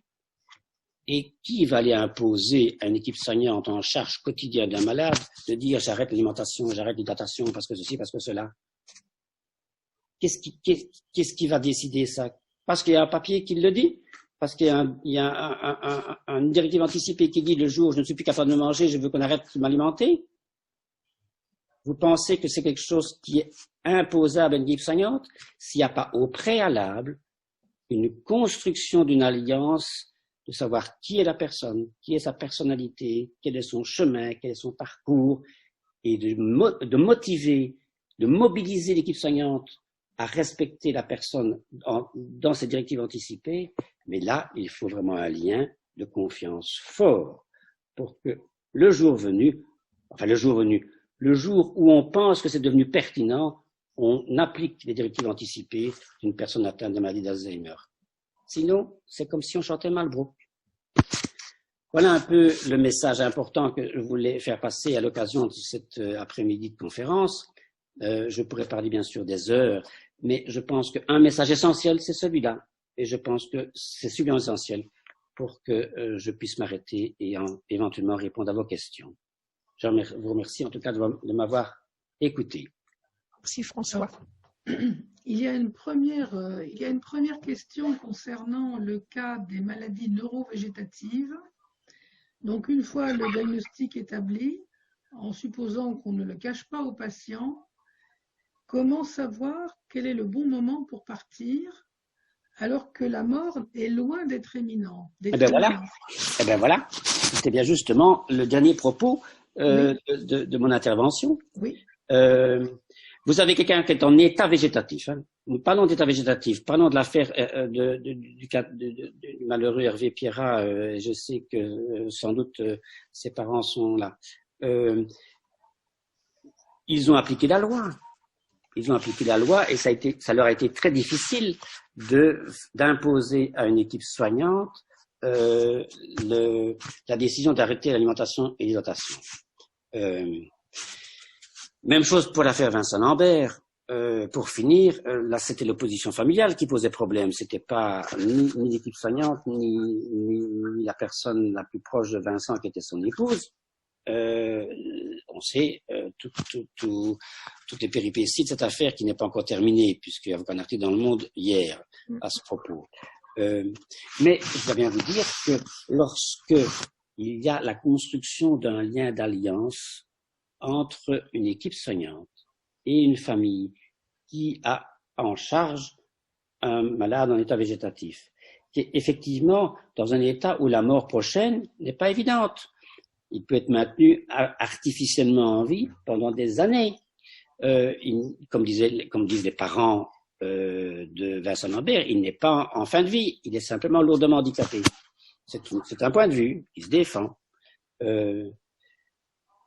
Qui se défend, je dis bien qu'il se défend. Je ne me trompe pas dans mon propos. Mais pour ce qui est de Vincent Lambert, Vincent avait dit « Je ne veux pas être maintenu artificiellement en vie dans cet état-là ». Et donc, ce que les soignants doivent appliquer comme mesure, c'est de respecter la volonté du patient. Et si cette volonté du patient est claire, même s'il n'a pas fait de directive anticipée, si celles-ci sont rapportées par les personnes de confiance ou par son entourage, ils doivent en tenir compte. Et là, les choses étaient tout à fait claires. Il ne voulait pas être maintenu dans cet état. Et donc, clairement, l'équipe soignante doit faire un arrêt de traitement. Donc, arrêter le traitement. On ne parle pas d'euthanasie, on fait un arrêt de traitement, et y compris l'alimentation et l'hydratation artificielle. Quand doit-on le faire? Eh bien, cette décision, elle doit être prise communément entre l'équipe soignante et les référents du patient, puisque celui-ci n'a plus aucun droit au chapitre, puisqu'il est intervisatif, il ne dit plus rien, il est inconscient. L'équipe soignante doit co-construire le dernier parcours du malade avec l'entourage familial. Et malheureusement, dans le cas de Vincent Lambert, il n'y a pas de consensus familial. Par contre, il existe des consensus familiaux dans des cas tout à fait semblables, et j'en ai vécu personnellement un en France, à Lille, une jeune fille, état végétative depuis 14 ans. Elle n'était pas en fin de vie, mais sa famille, qui s'était battue pour essayer de la mettre dans les meilleures conditions possibles de vie, constatait malheureusement que les choses n'avaient pas abouti à une amélioration quelconque, bien sûr, après 14 ans. Et après 14 ans, on se rendait compte que le parcours imposé à leur fille ne se justifiait plus. Il n'y avait plus de sens à maintenir toute cette énergie et tous ces éléments pour quelqu'un qui n'avait pas la conscience de ce qui lui arrivait. Et donc, ils sont venus me trouver à la consultation sur la fin de vie que je tiens à dire. Qu'est-ce qu'il faut faire? Eh bien, il faut prendre une décision d'arrêt de traitement, puisque l'euthanasie n'existe pas en France et que de toute façon en Belgique, même si vous y étiez, comme il n'y a pas de déclaration anticipée, on ne peut pas faire d'euthanasie. Mais ce qu'on doit faire, ce qu'on peut faire, ce qu'on doit faire, c'est un arrêt de traitement. Et ils ont construit leur raisonnement avec les arguments que je leur ai donnés. Ils ont construit ce raisonnement avec l'équipe soignante qui s'occupait de leur fille. Ils ont transféré leur fille dans un centre de soins palliatifs, je dis bien un centre de soins palliatifs, où les médecins ont fait le chemin remarquable d'admettre le point de vue de la patiente exprimé par ses parents. Et ils ont fait une réunion collégiale, comme c'était obligatoire selon la loi Leonetti. Ils ont décidé un arrêt de traitement. Ils ont administré les médicaments qu'il fallait pour que la fin de vie se passe dans de bonnes conditions, puisque voilà le raisonnement qu'il faut faire. La personne d'état végétatif n'est pas dans une mort prochaine, effectivement. Mais si on décide d'arrêter les traitements conformément à ses volontés préalablement exprimées ou les volontés qu'on pense qu'elle aurait eues si on lui avait posé la question, et que ces volontés comprennent l'arrêt de l'alimentation et de l'hydratation, dès lors qu'on applique les volontés du patient, celui-ci évidemment entre dans sa fin de vie, entre dans le processus d'une mort prochaine, et comme la mort est prochaine, on peut lui administrer les médicaments qu'il faut pour que cette mort se passe dans de bonnes conditions. Et on lui administrait donc les médicaments qu'il fallait, l'hypnosel, la scopolamine et des choses de ce genre, un peu de morphine éventuellement, et cette jeune fille est morte 48 heures après l'arrêt des traitements, dans des conditions qui ont été parfaitement dignes aux yeux de l'équipe soignante et de sa famille. En France. Et donc les choses sont possibles grâce à la loi Leonetti. Beaucoup de choses sont possibles grâce à la loi Leonetti en France déjà maintenant pour ce genre de choses. Donc un certain nombre de fins de vie difficiles peuvent être rendues plus humaines grâce à la loi qui est un véritable progrès. Pas suffisant à mon sens, comme au vote, et j'imagine bien, pas suffisant, puisque la partie qui est du domaine du malade, il devrait être capable de choisir, lui, quand il est conscient d'interrompre sa souffrance au moment où il le veut, n'est pas évidemment encore acquis par cette loi. Alors, il y a une question qui concerne la préparation des médecins à cette alliance avec le malade. Dans votre expérience en Belgique, comment les médecins belges ont été préparés à cette... Alors, c'est une excellente question. Hein. C'est une excellente question. C'est magnifique. C'est évidemment par quoi il fallait poursuivre. Eh bien, c'est un combat. C'est une réforme des mœurs médicales qui n'est pas gagnée non plus en Belgique, évidemment. Mais les choses ont changé à cause des lois. Je dois bien dire que je me suis comporté comme médecin et j'imitais tous mes confrères et tous ceux qui m'ont précédé et qui m'avaient donné l'exemple comme étant un médecin formé à savoir ce qui était bon pour le malade et ne demandant pas franchement son avis dans l'application des décisions ou des traitements que je leur imposais. Bien, avec les lois qui ont changé en 2002, on doit prendre la mesure du fait que le malade est devenu un interlocuteur valable et qu'il faut l'entendre, qu'il faut l'écouter. Et ça, c'est un travail c'est une réforme dans les mœurs médicales qui n'est pas encore aboutie. Mais les choses avancent. Hein. Je faisais référence à mon travail d'intensiviste, comme on dit en Belgique, de réanimateur, comme on dit en France. Vous savez que ce sont des services qui étaient autrefois fermés aux visites. Il n'y avait qu'une petite demi-heure de visite et on donnait des informations succinctement, de rideau, rapidement, 5 minutes. Et les patients, les familles étaient des parasites, étaient souvent maltraités par les soignants et les médecins parce que ils empêchaient de faire le travail, quoi. Hein. Bon, il fallait bien qu'on donne des informations. Maintenant, c'est plus du tout le cas. Chaque réanimateur doit passer au minimum une demi-journée par semaine, en moyenne, sinon 2 demi-journées par semaine, à accueillir les familles, à leur expliquer de A jusqu'à Z ce qui se passe et s'entretenir avec les malades quand ils peuvent, bien sûr, quand ils peuvent être encore des interlocuteurs. Eh bien, nous avons une modification considérable de notre mode de travail et de notre façon de faire. Et évidemment, C'est variable selon les familles, c'est variable selon les médecins, c'est variable selon les interlocuteurs. Et vous avez des gens qui sont parfaitement capables de dialogue et d'autres pas du tout. Aussi bien du côté des familles que des docteurs. Mais évidemment, la responsabilité professionnelle, elle incombe aux docteurs et pas aux familles. Et donc, ces docteurs doivent apprendre et ils le font de mieux en mieux puisque les jeunes voient quand même leurs aînés avoir modifié leur manière de faire. Et on apprend, et les choses se font en osmose. Il n'y a pas franchement de cours là-dessus. Hein. Si, il y a des cours, il y a des jeux de rôle qui sont faits dans les formations que les médecins suivent maintenant, alors que ce n'était pas le cas avant. Mais loin s'en faut d'avoir que tout le monde se comporte de manière optimale. Hein. Et d'ailleurs, vous savez, c'est une question de relations humaines. Parfois, ça fonctionne fonctionne pas bien, ou mal, ou mieux, ou moins bien. Parfois, on n'est pas au mieux de sa forme et on dit les mots qu'il ne faut pas. C'est une question de vocabulaire, souvent, dans le contact entre malades et médecins.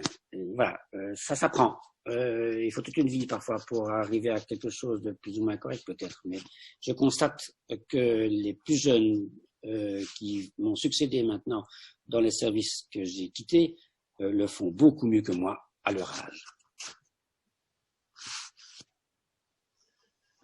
Et une autre question concerne alors la demande des Français. Est-elle croissante? Y a-t-il de plus en plus de malades qui vont en Belgique essayer de trouver une solution à leur fin de vie? Alors, il n'y a pas de statistiques là-dessus, hein, il n'y a pas de chiffres vrais. Ce n'est pas le raz-de-marée, hein, ce n'est pas on n'est pas envahi. Il n'y a pas des fils aux frontières, hein.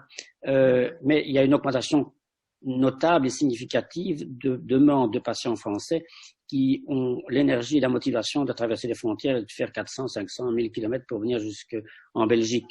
Mais ça se compte quelques dizaines par an, hein. Enfin, un peu plus pour ceux qui font la démarche, mais pour ceux pour lesquels un acte euthanasique est réalisé, je pense que l'année passée, en 2019, il y a eu de l'ordre entre 30 et 40 personnes venant de France qui ont été euthanasiées en Belgique. C'est de l'ordre de cette grandeur-là. Personnellement, dans mon consultation sur la fin de vie, de temps en temps, je lève les yeux au ciel parce que je me dis oui. Effectivement, je tiens une consultation toutes les semaines. Je vois 4 personnes sur une après-midi et parfois c'est 4 Français. Alors, ça, je trouve que c'est un peu beaucoup. Mais enfin, en moyenne, j'en vois 1 à 2 par semaine venant de France. Donc, ça fait 25 à 50% de ma consultation. Et c'est apparu, ce phénomène, depuis l'affaire d'Anne-Berthe, qui est venue se faire euthanasier en Belgique après avoir été médiatisée en France. Et effectivement, c'est manifestement Anne-Berthe qui a enclenché le mouvement, mais c'est un mouvement qui reste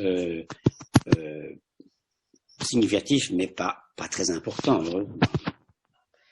Mais dans ce cas-là, des questions sont posées sur l'alliance avec le médecin. Comment créez-vous cette alliance avec ces patients qui viennent d'ailleurs?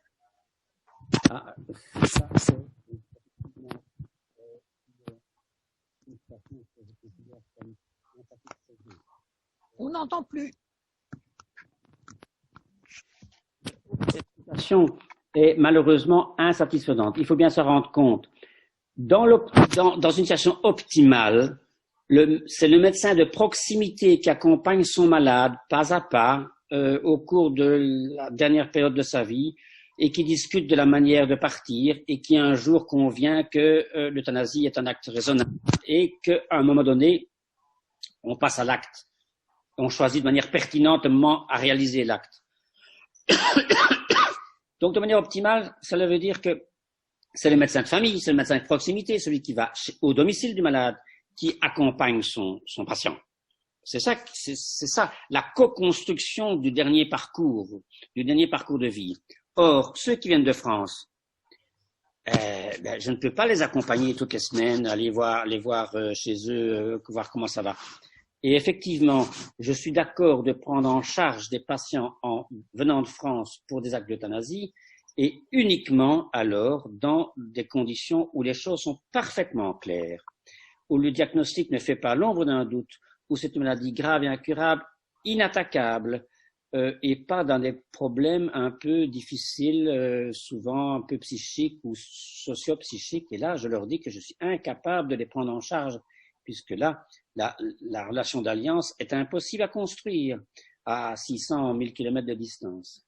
Et là, je me repose alors, enfin, dans les premiers cas où les maladies sont parfaitement identifiées, je me repose de plus en plus sur le médecin de famille de France. Je leur écris, je leur fais un rapport, bien sûr, de la consultation, et je leur demande de m'exprimer leurs sentiments, le suivi qu'ils ont du cas de la personne en question.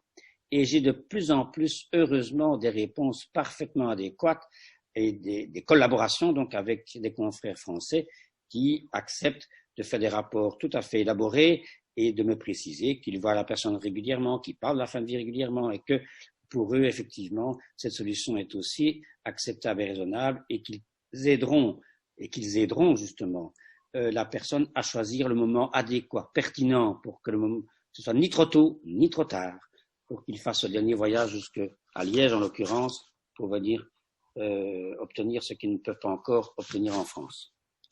Mais malheureusement, souvent encore, j'éprouve cette situation bancale du fait que je n'ai pas pu accompagner un patient et faire une euthanasie chez quelqu'un que j'ai vu une fois ou deux ou avoir des relations épistolaires ou par courriel, c'est pas assez. Mais bon, j'assume pour certaines personnes parce que la situation est tellement claire que là, je veux bien encore passer à l'acte. Mais c'est bancal.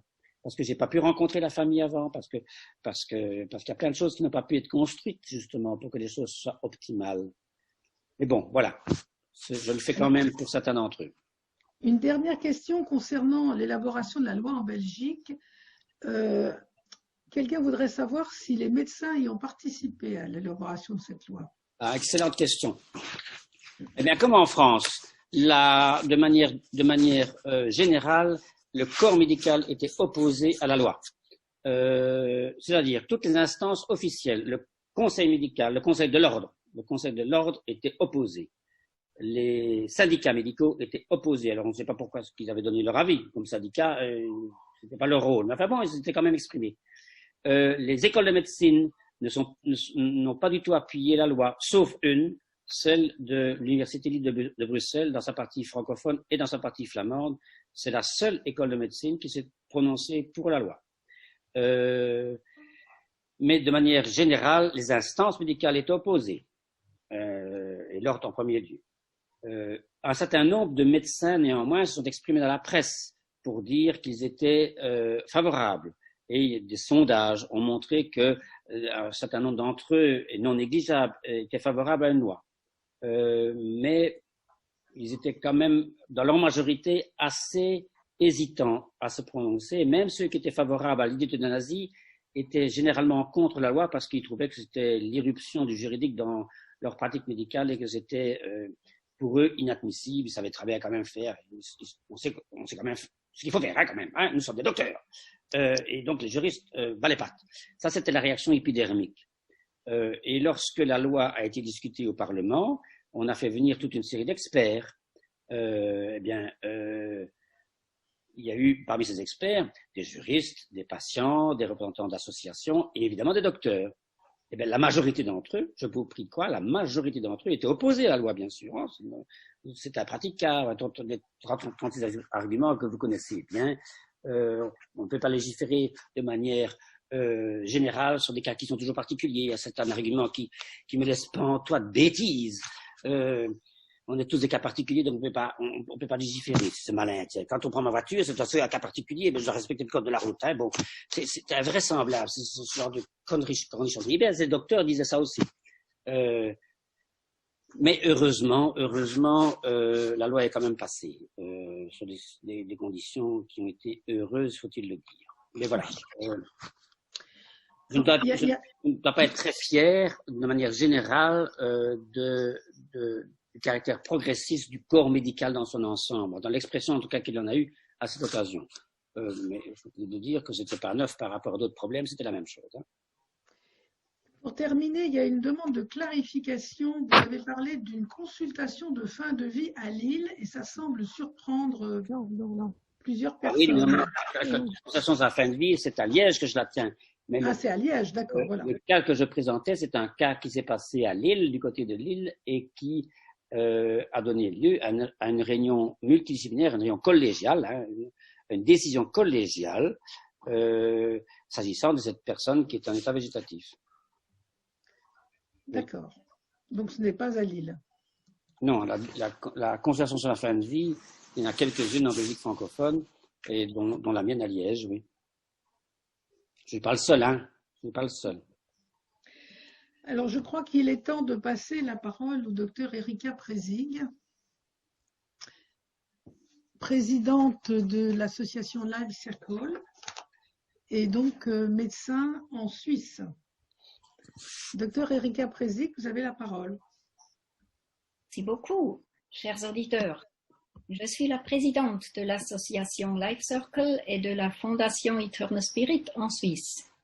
Je travaille depuis 37 ans comme médecin de famille dans un petit village et mes patients sont très contents de savoir qu'ils ont toutes les possibilités à la fin de vie, pas seulement la mort assistée. Même sachant qu'ils ont tous le choix, 98% de mes patients choisissent la mort avec les soins palliatifs à la maison, ce que je peux leur offrir. Seulement 2% demandent la mort assistée. À la mort assistée, je parle de la mort assistée au lieu du suicide assisté parce que le suicide normalement est une chose brutale pour la personne mourante et pour sa famille. La mort assistée, au contraire, est douce. Maintenant, aux morts assistées en cas de maladie psychiatrique. Tout d'abord, il faut connaître la loi suisse sur les suicides assistés. La loi suisse est extrêmement ouverte. Elle demande de la personne qui veut mourir et toute sa capacité de discernement et que la personne qui aide ne s'enrichisse pas par la mort assistée. C'est tout. Mais il y a aussi l'ordre des médecins qui a fait des directives. Là, en cas de maladie mentale, il faut un spécialiste, un psychiatre qui juge si la personne a toute sa capacité de discernement. C'est-à-dire, en Suisse, la loi accepte la possibilité de mourir par une mort assistée, même en cas de maladie mentale sans maladie somatique. Et aussi en cas de maladie somatique accompagnée par une maladie psychiatrique, souvent c'est la dépression. Si quelqu'un souffre d'une maladie mentale psychiatrique, il faut se demander 3 choses. D'abord, est-ce que c'est une maladie curable ou incurable? Puis, y a-t-il une possibilité de diminuer la souffrance de la personne? Et le plus important, c'est est-ce que la personne est capable de discernement? Prenons l'exemple de cette jeune dame qui a demandé à mourir à l'âge de 32 ans, très jeune. Elle souffrait d'une dépression grave qui se répétait. Depuis son adolescence, la dépression changeait entre sévère et moyenne ou moins grave, mais elle ne disparaît jamais.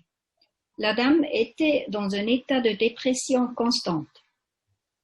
Elle disait qu'elle aurait jamais voulu être née et jamais voulu vivre. Elle était hospitalisée dans une clinique psychiatrique 5 fois dans sa vie pour plusieurs mois. Elle a pris beaucoup d'antidépresseurs et rien l'a aidée. Dans les soins psychiatriques, on a essayé tous les traitements possibles, même l'électrochoc. Tous les traitements étaient en vain. Elle s'est adressée envers nous, à notre organisation Life Circle. Comme elle était traitée pour sa dépression en Suisse, elle a trouvé 3 psychiatres qui ont confirmé qu'elle avait toute sa capacité de discernement, qu'elle était capable de décider de continuer à vivre ou de terminer sa vie.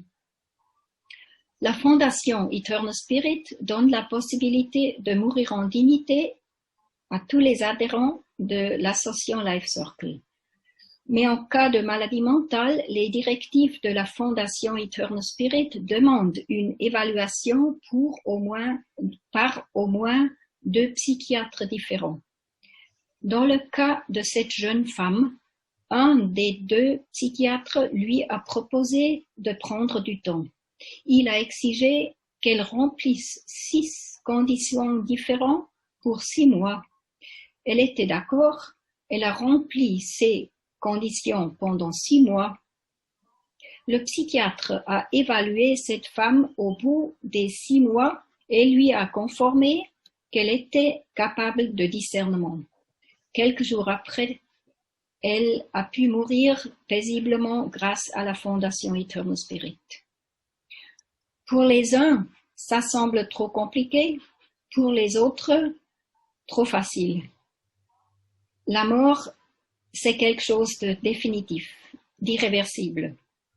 C'est pourquoi il faut être à 100% sûr de la part du médecin ainsi que de la part du patient. Je voudrais vous expliquer mon opinion personnelle. Il y a beaucoup de maladies psychiatriques qui sont incurables. Ceci est montré par la quantité de personnes qui retournent plusieurs fois dans les cliniques psychiatriques. Ils ne sont pas à traiter. Il y a beaucoup de maladies psychiatriques qui provoquent des souffrances intolérables.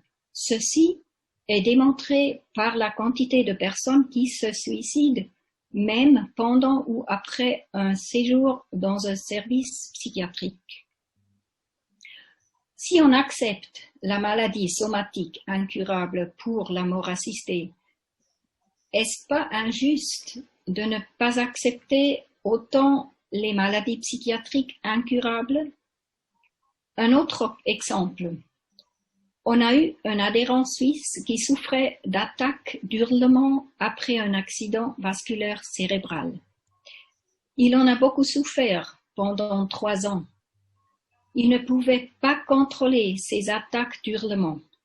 Ça pouvait commencer à la maison, au restaurant, dans n'importe quelle situation. Et il ne trouvait aucune raison qui soit à l'origine de ces attaques d'hurlements. Sa femme n'osait plus sortir avec lui et les voisins ont appelé la police plusieurs fois à cause de ses hurlements. Il n'en pouvait plus, ce monsieur. Il avait l'âge de 73 ans. Même après 3 ans de souffrance, les psychiatres étaient convaincus qu'il y avait un traitement pour cette maladie. Aucun d'entre eux n'a voulu lui confirmer sa capacité de discernement. À la fin, il s'est jeté d'un rocher de 50 mètres pas loin de son domicile. Avant de se jeter, il a appelé sa femme, il a dit au revoir. Son médecin traitant, il lui a dit qu'il a fait pas de bonnes choses. La police et la REGA, c'est l'hélicoptère d'assistance, et il leur a dit qu'ils pouvaient ramasser son corps. C'est une catastrophe d'humidité, c'est ce que je pense. Pour moi, c'était très dur. J'étais convaincue qu'il avait toute sa capacité de discernement.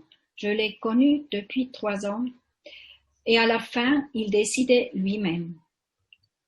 Mais il aurait dû pouvoir avoir le droit de terminer sa vie en présence de la famille en paix, pas en solitude sur ce rocher. Par cet exemple, vous voyez que même en Suisse, il est extrêmement difficile de trouver un psychiatre qui accepte le désir de mourir en dignité en cas de maladie psychiatrique. Mais le plus grand problème auquel nous sommes confrontés est la dépression qui résulte d'une maladie grave, somatique. Imaginez-vous que vous étiez toujours en pleine forme, tout d'un coup, vous sentez des douleurs atroces dans votre estomac. Vous consultez votre médecin et le scanner révèle une tumeur du pancréas avec métastase dans le foie, les poumons et les os. Je pense que la personne dans cette situation qui ne réagit pas par une dépression ne serait pas normale.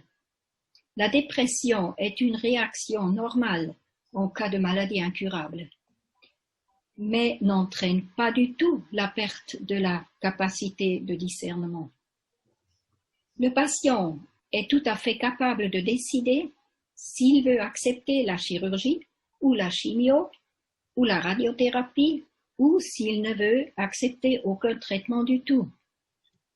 Si le patient souffrant d'une dépression réactive déclenchée par la maladie incurable somatique se décide pour une mort assistée, il lui faut un psychiatre selon les directives de l'Ordre des médecins suisses.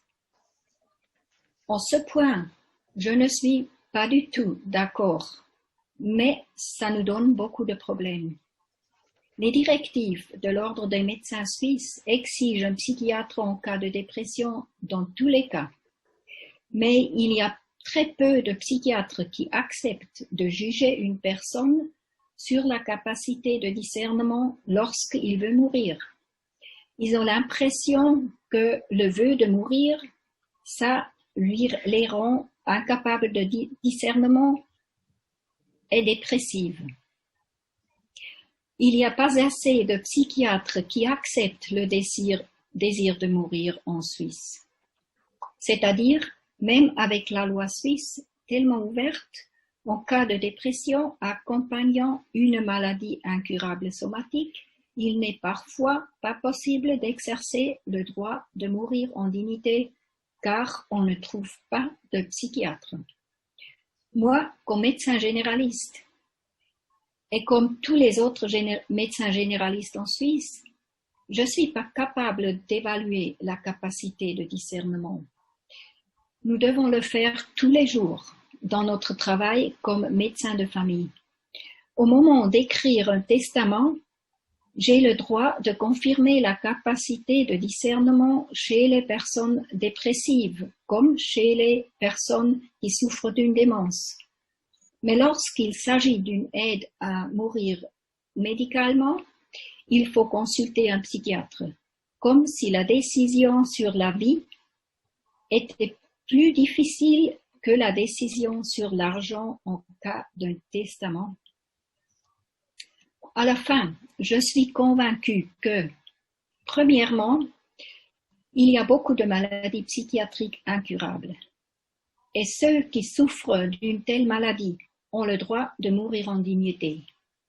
Je suis d'accord dans ces cas que leur capacité mentale soit évaluée par un psychiatre. Deuxièmement, en cas d'une dépression réactive à une maladie somatique incurable, il ne faut pas de psychiatre pour évaluer la capacité de discernement. Dans ce cas-là, il suffit d'un médecin généraliste. Mais comment trouver des psychiatres qui seraient d'accord pour évaluer la capacité de discernement en cas de maladie psychiatrique? On y travaille en Suisse. C'est difficile. Convaincre les psychiatres sera le travail le plus difficile. Et voici mon vœu le plus important. C'est que la légalisation dans tous les pays soit réalisée afin que personne n'ait plus besoin de voyager en Suisse pour la mort assistée volontaire. Il y a pour moi un seul point pour la mort assistée et c'est quand des gens doivent voyager de la France, Europe, d'Australie, du Japon, envers la Suisse pour trouver la mort douce. Je vous remercie de votre attention et je suis prête pour les questions. Alors, il y a une première question qui concerne non pas les cas de dépression, mais le sentiment d'une vie qui n'a plus d'intérêt à cause de la vieillesse et à cause des polyhandicaps de la vieillesse. Est-ce que ce type de demande de fin de vie de quelqu'un qui estime que sa vieillesse rend trop pénible la vie est recevable en Suisse? C'est une question qui m'est posée. Oui, oui. Il est possible, quand on souffre de beaucoup de maladies de la vieillesse, il est possible de mourir en Suisse. Normalement, à l'âge de 85 ans et plus, on n'a pas de problème du tout.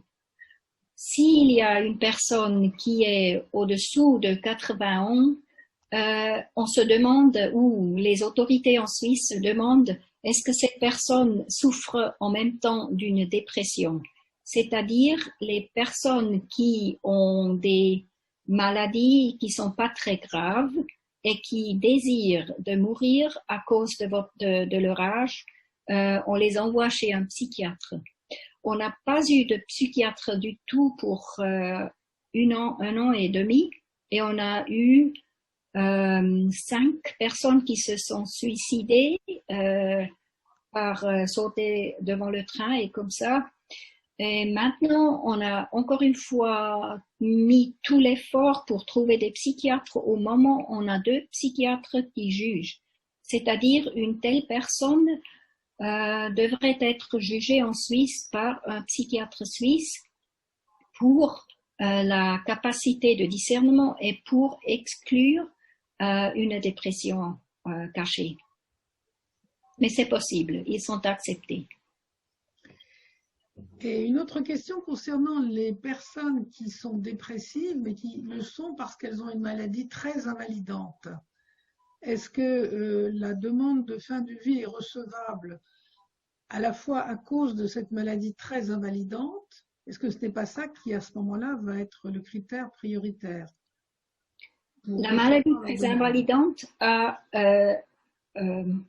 est chargée plus profond que la dépression. C'est, comme j'ai dit, c'est la situation de la dépression réactive à cause de la maladie. Oui. Alors, si la maladie provoque la dépression, prenons la maladie de Charcot, c'est affreux, c'est les jeunes gens très souvent, et ça s'aggrave très très vite.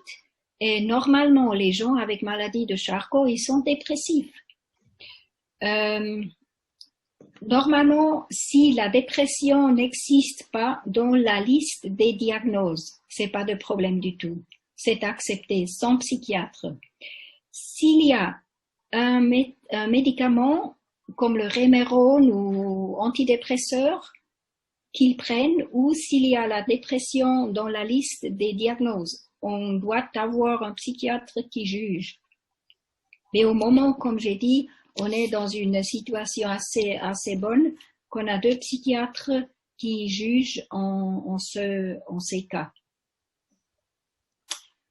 Le problème qu'on a plutôt est s'il y a des gens qui sont dépressifs toute leur vie, qui ont la schizophrénie, la bipolarité.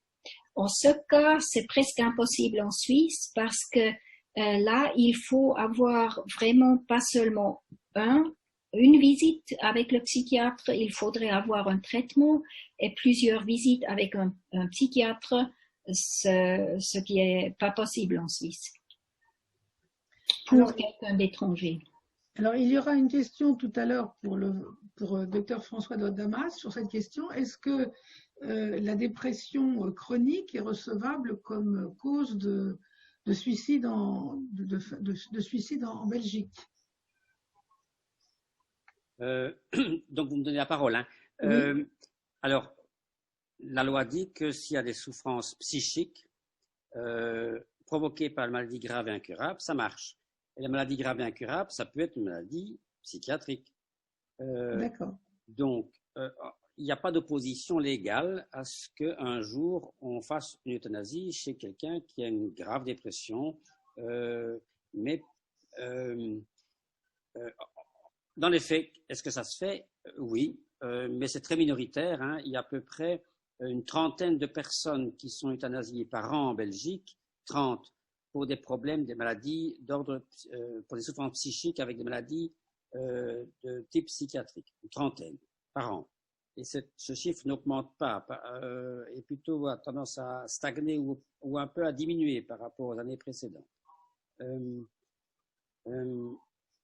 la procédure a intéressé l'Ordre des médecins, et l'Ordre des médecins s'est prononcé sur cette euthanasie concernant des personnes pour souffrance psychique uniquement.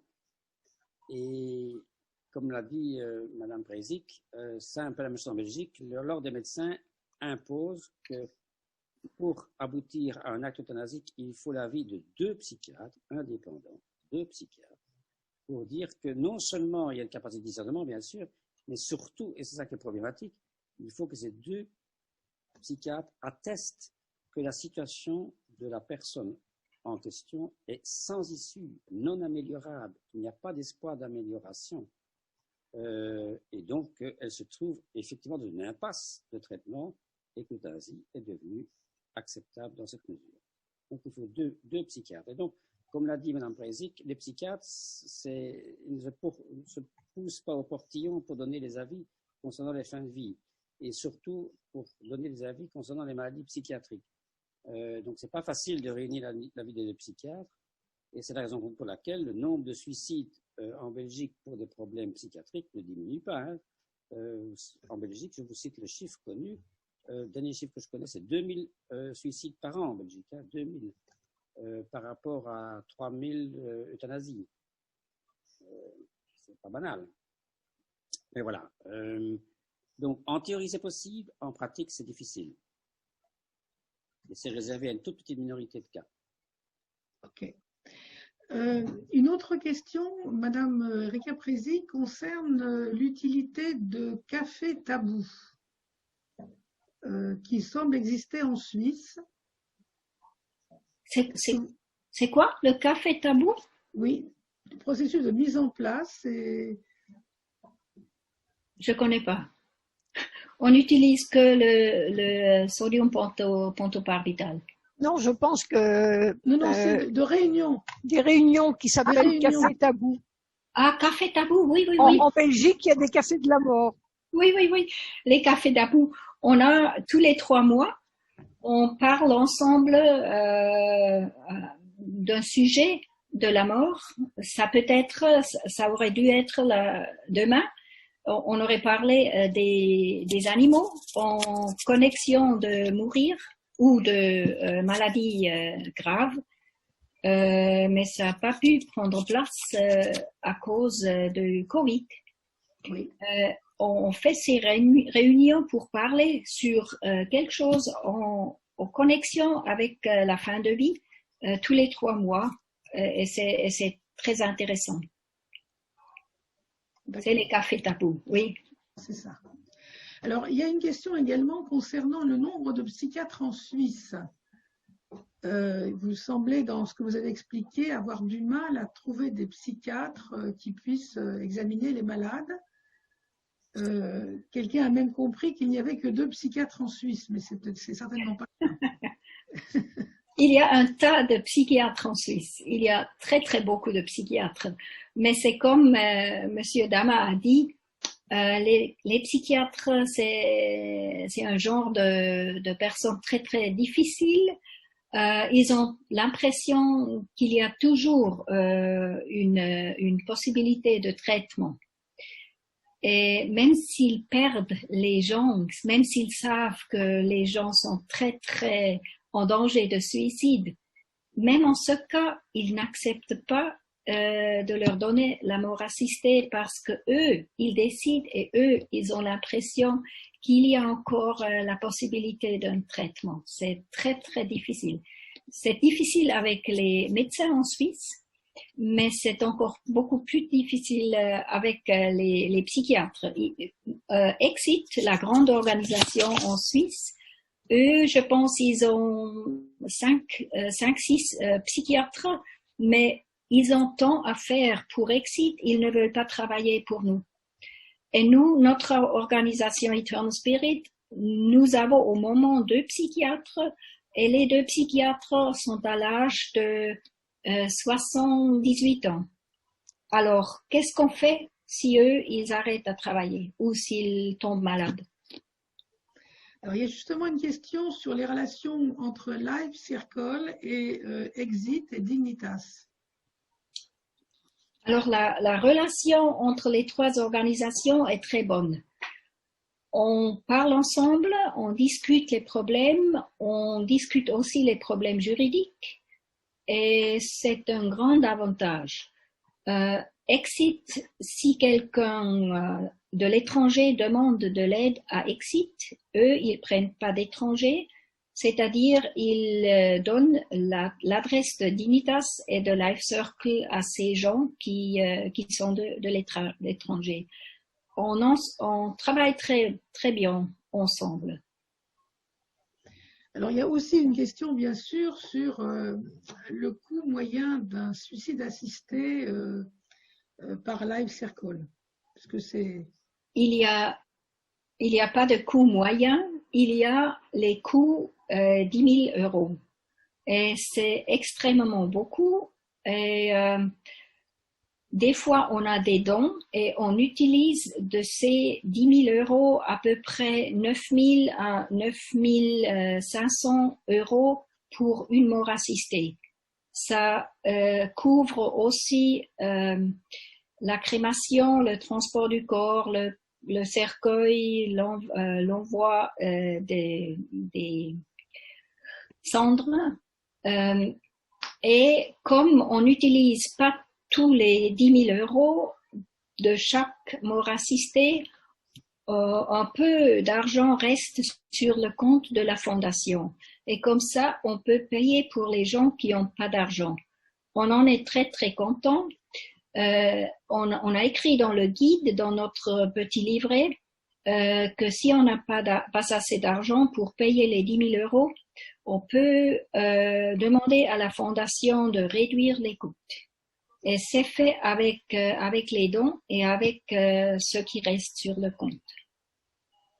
Alors, il y a une question, quelqu'un qui demande qu'est-ce qui vous a poussé à aider des malades en fin de vie, notamment des grands dépressifs.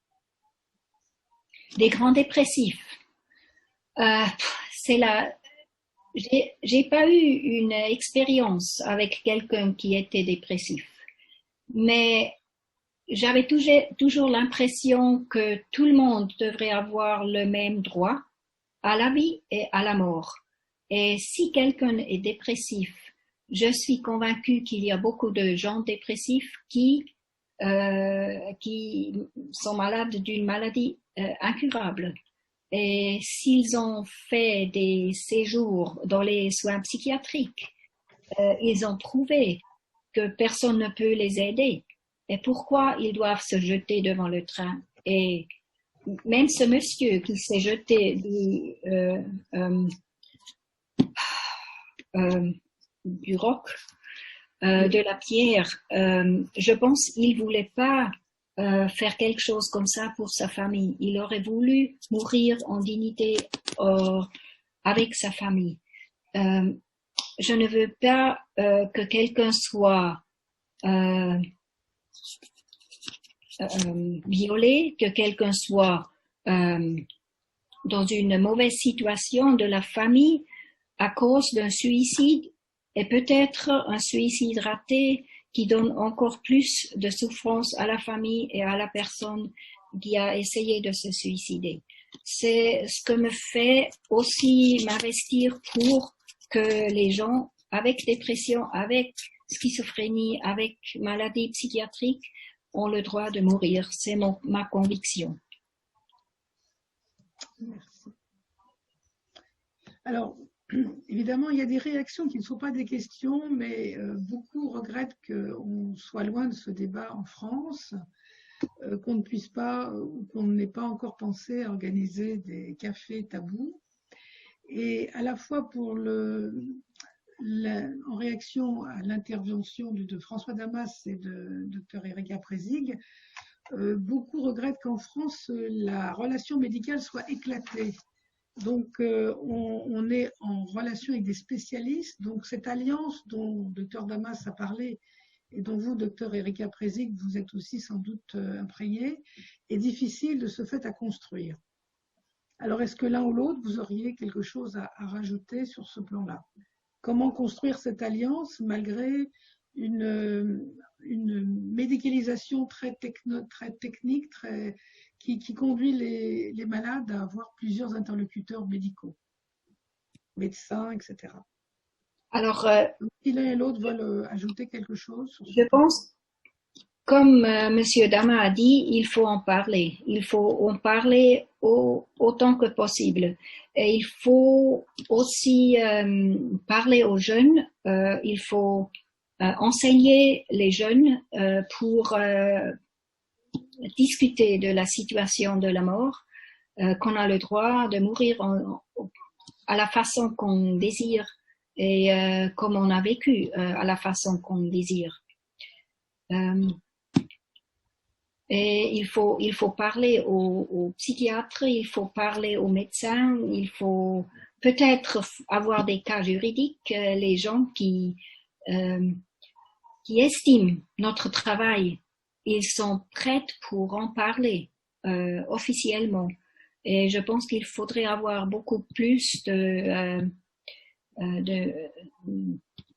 gens qui parlent ouvertement de leur expérience. Merci. Docteur François Damas, si vous voulez ajouter quelque chose? Rapidement, c'est vrai que la médecine moderne est fragmentée maintenant. Hein. On est pris en charge par 36 docteurs pour chaque fois un problème segmenté. On va chercher un cardiologue pour notre cœur, un pneumologue pour nos poumons, un ophtalmo, et tout de suite.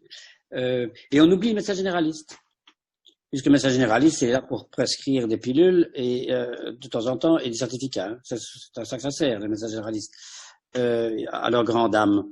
Et il ne faut pas oublier que justement ce médecin généraliste, le médecin de famille, qui doit rester le médecin de famille, c'est celui-là qui doit vous accompagner. C'est lui qui doit intégrer tous vos problèmes de santé, en faire un dossier unique, un complet, et avoir l'appréciation de votre personne, et pas seulement représentée par votre diabète ou votre hypertension.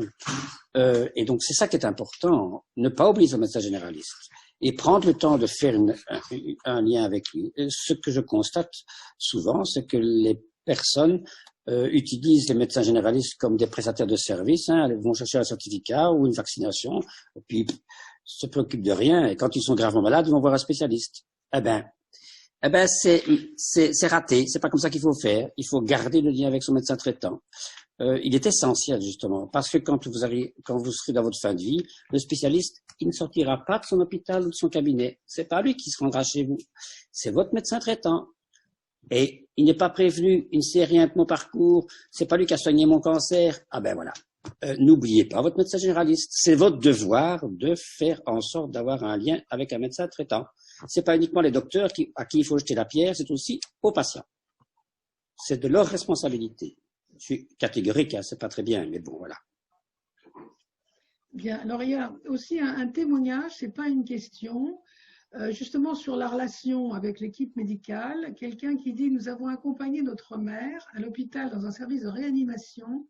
L'équipe était très accueillante. Un de nos frères est infirmier anesthésiste. Ça a facilité la relation. Nous étions 4 enfants ainsi que mes 2 enfants, ses petits-enfants. C'était un moment d'intense émotion. Ça a transformé ma peur de la mort. Maman était paisible. Nous sentions la présence de notre père, décédé 18 ans auparavant. La mort, c'est la vie, et je suis heureuse d'avoir partagé ces heures avec mes propres enfants. Lorsque je partirai, ils sauront l'importance de ce lien.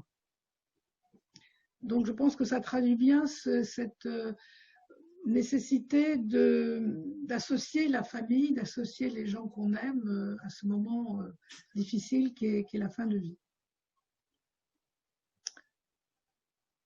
Voilà, oui. Je vais peut-être proposer à Denis Labelle et à... Je vais juste dire 2 mots avant la conclusion. Oui. En parlant des cafés tabous, rien n'empêche les Français d'organiser dans leur quartier, dans leur ville, dans leur région, des cafés tabous. Ces cafés peuvent traiter effectivement de différents sujets un peu délicats. Il existe aussi des cafés Alzheimer, des cafés de la mort, et je crois que prochainement, Denis Labelle, enfin il nous confirmera, doit participer à un café politique, où il sera certainement question de loi et de fin de vie. Oui, juste un petit mot pour dire que je suis tout à fait d'accord avec François Damas en ce qui concerne le médecin généraliste et le médecin de famille. Malheureusement, dans notre société, il faut rappeler qu'en France, 75% des patients décèdent en institution. Moi, j'ai travaillé pendant 40 ans en milieu hospitalier et c'est moi qui suivais les patients en fin de vie jusqu'au bout. Et que, au dernier moment, ou même quelques mois ou quelques semaines avant, on envoyait à l'hôpital parce qu'on n'arrivait plus à assurer. Et donc, le médecin hospitalier doit aussi être formé, ouvert, dialoguer bien sûr avec le médecin généraliste, c'est absolument fondamental, mais c'est souvent lui qui a la charge à la fin d'assumer cette fin de vie et de traiter l'agonie, ce qu'on oublie de parler souvent. Donc voilà. Je voudrais dire aussi en ce qui concerne, on peut peut-être dire le mot de la fin, non, maintenant. Moi, je pense que je voulais remercier les deux conférenciers. J'ai appris beaucoup de choses et puis je partage beaucoup de choses avec eux. Ce qui m'a frappé, je dirais deux choses. La première, c'est l'ouverture d'esprit qu'il y a aussi bien en Belgique, me semble-t-il, qu'en Suisse. C'est-à-dire que les gens parlent de la mort, parlent de la fin de vie, alors que chez nous, c'est vraiment très, très, très difficile, même entre collègues, de parler de ce sujet-là. Même à l'hôpital, où j'avais une collaboration étroite avec nombre de médecins, la mort, la souffrance n'était pas un sujet habituel, ce n'est pas un sujet fréquent. Donc ça, je trouve ça extrêmement intéressant et positif, aussi bien dans la formation des médecins en Belgique que la discussion en Suisse. La deuxième chose qui m'a étonné, qui m'a surpris, c'est le Conseil de l'ordre. Là aussi, c'est une sorte de... Le poids du Conseil de l'ordre en France est considérable. En Belgique, je constate qu'il n'est pas nul, et en Suisse non plus. Il est bon de rappeler que le Conseil de l'ordre représente une infime minorité des médecins. Il y a moins de 20 à 25%, selon les années, de médecins qui votent pour le Conseil de l'ordre. C'est une obligation de payer au Conseil de l'ordre, ce qui est du reste contraire à la Charte des droits de l'homme. On ne doit pas être obligé de participer à une association où on ne partage pas les idées. Et ces conseils ont un poids considérable. Le Conseil de l'ordre en France est toujours opposé à tous les progrès sociologiques et progrès médicaux. Donc je crois qu'il faut faire attention de ne pas associer, à pas identifier l'ensemble du corps médical au Conseil de l'ordre. Voilà, c'est ça que je voulais dire. Annie, je parlais. Oui, je voudrais confirmer à tous les participants qu'il sera tout à fait possible de revoir cette émission en replay, certainement sur notre chaîne YouTube. Donc, nous enverrons un message la semaine prochaine, sans doute, pour vous en donner les modalités. Voilà. On peut remercier peut-être... On peut vous remercier de votre présence, les conférenciers. Vous nous avez appris beaucoup de choses. C'est toujours essentiel de pouvoir dialoguer, d'apprendre, même quand on croit connaître un peu la situation. On en apprend toujours, ça c'est formidable. La deuxième chose, c'est que personnellement, j'ai un grand regret de ne pas voir les gens. On est devant un écran, combien y a-t-il personnes derrière? C'est assez peu humain. Je trouve ça assez dur. En tout cas, tous ceux qui sont présents, merci d'être venu. Je te repasse la parole après, Annie, je vous donne mon point de vue. Nous espérons que la prochaine fois, on pourra faire une grande réunion nationale où vous serez tous présents et où le dialogue sera tout de même beaucoup plus facile. Merci. Oui, alors, nous n'avons pas pu répondre à toutes les questions. Certaines sont des questions plus précises. Et donc, nous nous efforcerons d'y répondre et nous mettrons les réponses sur notre site Internet. Voilà.